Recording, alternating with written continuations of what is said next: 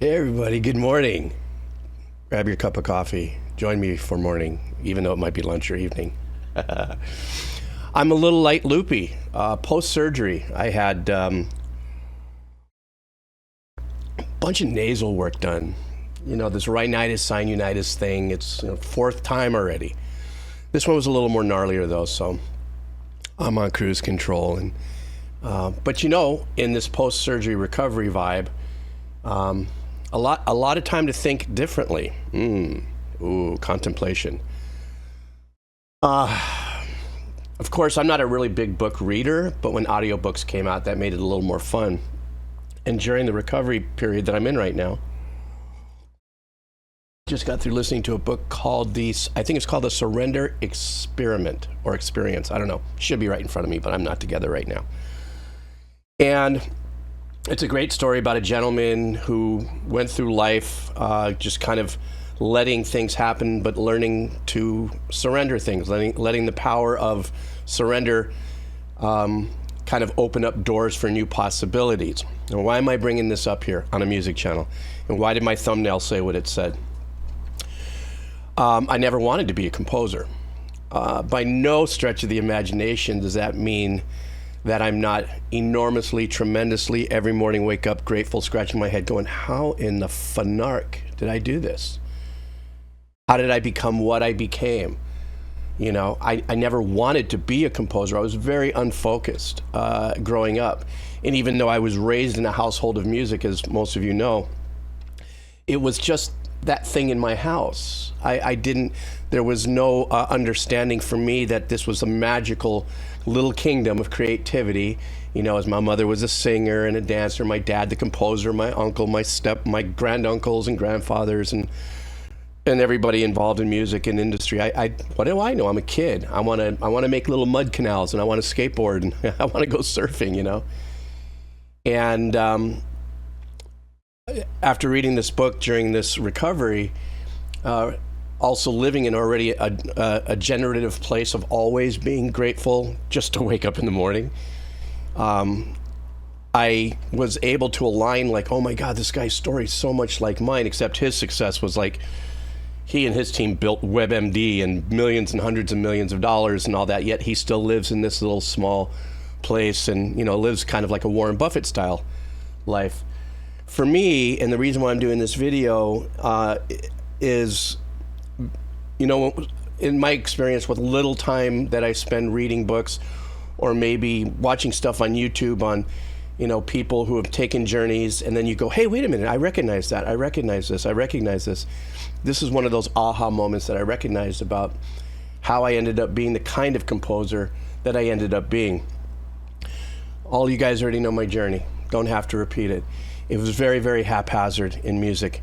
It was actually something I fell back on. You know how sometimes people say, well, if you're going to be an artist, you should learn to be a lawyer or a doctor first, just in case. For me, it just actually happened the other way around.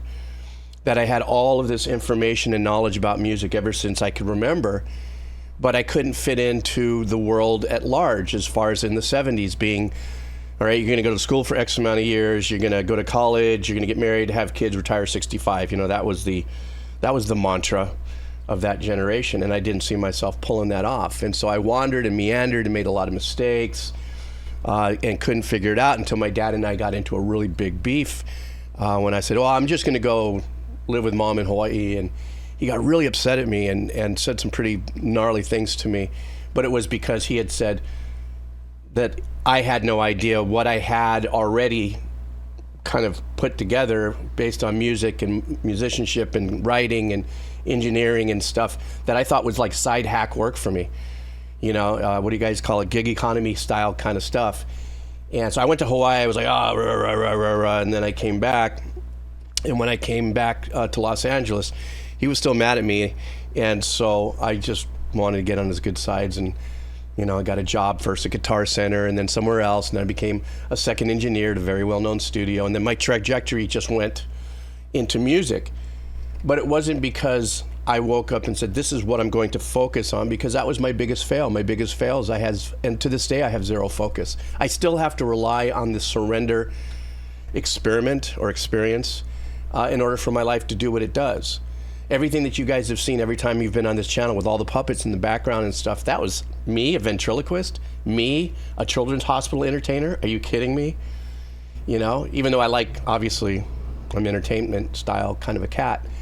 But that happened only 7 years ago because I surrendered myself to, like, I don't know, what's new? What's next?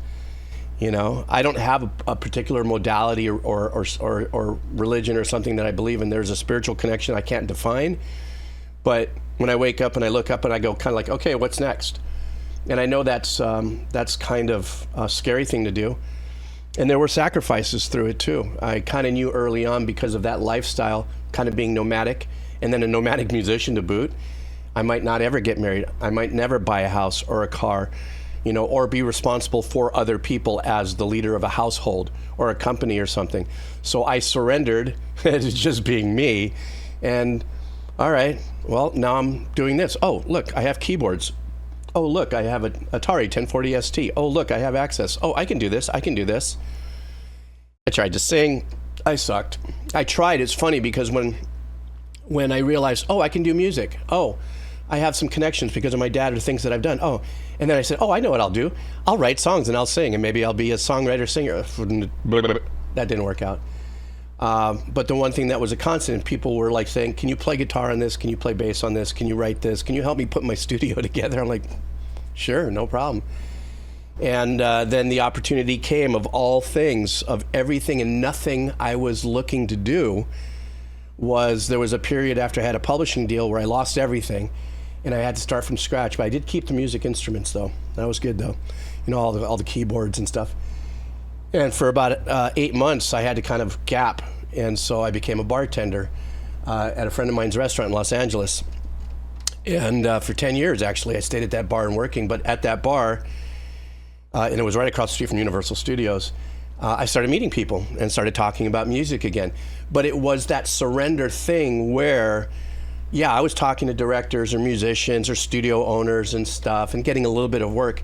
But where the real magic came in that surrender thing was a guy named Gary, who was familiar with my family, had heard some of my stuff. He was like, oh, what do you do? I'm like, well, here's what I've done. And he goes, I don't understand what you're doing. Why aren't you doing like your dad and stuff? I go, because I don't know how to. And because I've never wrote music for media. So he challenged me and he said, well, why don't you just like write 6 30-second little things and let me hear it? You know, like commercials. He goes, you'd be great at commercials, all these different styles you do. And I go, brr. So I listened to commercials, I wrote them. And from that point, he had given that tape to somebody else at a major, you know, music company, and they started talking and all that. I didn't get a job from that, but what I got was a new path from that. And that new path took me down the path of where I am to this day, with the thousands of tracks that I've written for music libraries, which is a very small part of the world of composition. By no stretch of the imagination am I rich. I've always balanced in between poverty and middle class, just barely. But that may not be because of my work, or that's more probably about my work ethic, because I really didn't care. I always wanted to do just enough work so I can buy just enough surfboard wax and airline tickets to fly around and surf and do the things I want, instead of amassing something. But that moment with Gary was an epic surrender moment.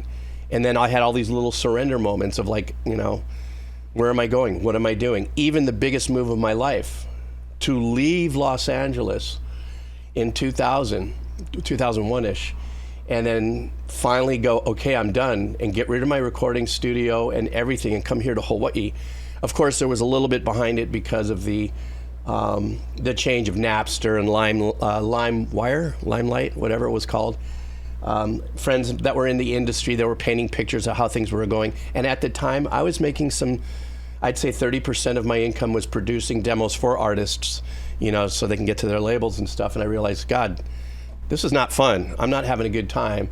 I have a couple dollars in a squirrel jar. Let me go back to Hawaii. And then, you know, my life had changed completely in another surrender moment. And however, industry caught up with me when the internet sped up enough to be able to do things. So then publishers were still asking me to write music for their libraries, because now I could send the files over the internet, et cetera, et cetera, et cetera. And, but this whole surrender experience or experiment for me has has single-handedly been the reason why my idea of success happened. What is my idea of success is having the kind of time that I do to mess around and you know, YouTube channels, or maybe be a ventriloquist for kids in the hospitals. And now I'm teaching anti-vaping, you know, stuff, and teaching people how to use, you know, gear or whatever. You know, when you're a little older, you get into that, you know, kupuna, or that elderly stage where it's time to be a teacher of sorts. I don't know. And but now, as I continue to surrender,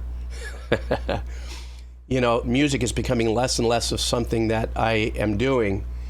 And the more and more that I've been doing is actually thinking of being creative in different ways that have nothing to do with music. Though every day I wake up and I'm surrounded with all my music stuff and I want to write, I find myself that I've hit the wall where it's like, I don't want to write anything anymore. I'm just not motivated, you know? And so now what I'm doing with music is taking the ventriloquism thing, the ukuleles and the kid stuff and all that, and I'm going full throttle into the teaching aspect, utilizing this. But it's an experiment, and I'm just releasing. You know, the bottom line to everything I think that I've been saying here, to me, is that it's a risk to do that releasing and not, you know, like, gee, I don't know, what's kind of meander around, because life is based on goals, from what I understand, for somebody who's goalless. But at the end of the day, leaving myself open to surrendering to, I don't know what's coming up next, I think has made my creative flow and the continuation of thinking creative constantly fueled. You know, because what's next really is based on what can I create and allow myself to create without possibly being within the confines of, no, I'm focused on this, so my creativity is going to come right down to here and focus here and do this. I know there's going to be people that are going, bruh, probably the best way to put it. There'll be pushback on some comments, you know, that, no, you got to be focused. Yes, for some people, you got to be focused. For me, I couldn't be. And once again, be it ADHD or whatever that I could have been, should have been diagnosed in the 60s, you know, is who I am now. But my whole life has been based on the surrender aspect of it. Sorry, my throat's a little wonky. The little tube they put in your throat for recovery, they pulled it out, and that's like, bleh. Anyhow, I just thought I'd wanted to share that. My life has always been a surrender moment. As long as whatever actions I take doesn't interrupt or interfere with anybody else's life. You know, and so that's been a paramount forethought of me. If I'm going to decide to go down this path, then I need to be secure that I'm going to probably be doing it by myself in most cases, and make sure not to disrupt anybody else's path while doing it. I don't know.